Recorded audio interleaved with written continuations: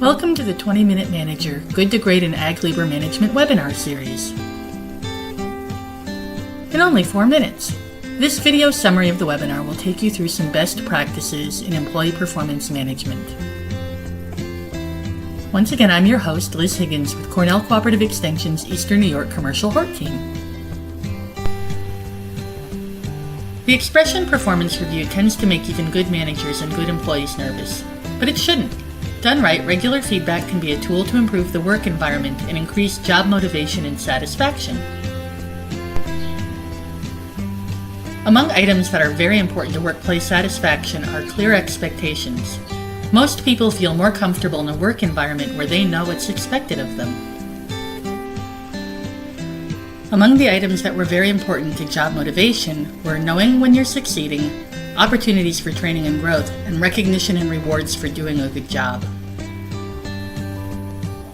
But in order for employees to receive these things, managers need to provide feedback. Performance reviews have a bad rap.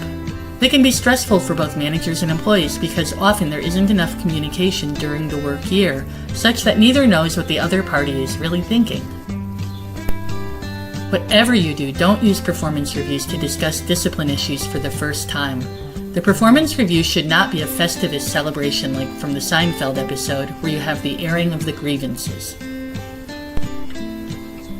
When you say something like, "You are frequently late," or "You're not learning X, Y, or Z fast enough" at an annual performance review, if this is the first time the employee has heard this, what do?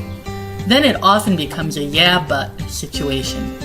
If issues are dealt with at the time they occur, there are more facts and less opportunity for biased remembering, and there's more opportunity to deal with a small issue before it becomes a large issue. Annual performance review should really instead be a time for goal setting and assessment. In another video in this series, I discussed using job descriptions as a tool for assessment of performance and clarity of expectations. This is where having a focused job description is really helpful. The annual performance review is a great opportunity to make adjustments to the job description based on changes to the work. In addition to the items included in the job description, are there other general behaviors that you expect of employees on your farm? These should be communicated to your staff and be part of your feedback to them. Also, are there skills that they need to obtain? Are there trainings they're supposed to attend, etc.? These should also be laid out clearly. Many companies now call performance reviews performance dialogues because they're not supposed to be one-sided or one-way communication. What does the employee feel they need to be more successful? How supported did they feel in their work? Here's a recommended 5-step process for annual performance appraisal. First, make sure you have clear goals and expectations of your staff. Second, monitor their performance. Third, let employees know how they're doing, both the good and the bad. Fourth, set an annual review. This is an opportunity for check-in. And fifth, at that review, set new goals and make revisions to their job as needed. But despite your best efforts, some employees may not work out. Termination of an employee should never come as a surprise.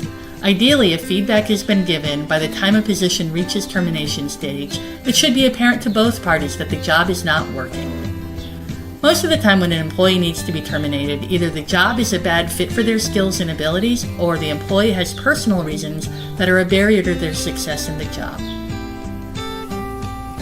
It's important to avoid bad-mouthing employees who've been let go. Even if the employee was generally unpopular, it reflects badly on the employer. Remaining employees would wonder how they would be treated in a similar situation. If an employee is leaving, conducting an exit interview is an opportunity for that person to say what was good and what was bad about the work environment, and this can be helpful. As managers, we learn from our unsuccessful employees also. And with that, I'd like to thank our funders for putting these webinars and videos together, and my project team that helped put together the original materials. And thank you for listening.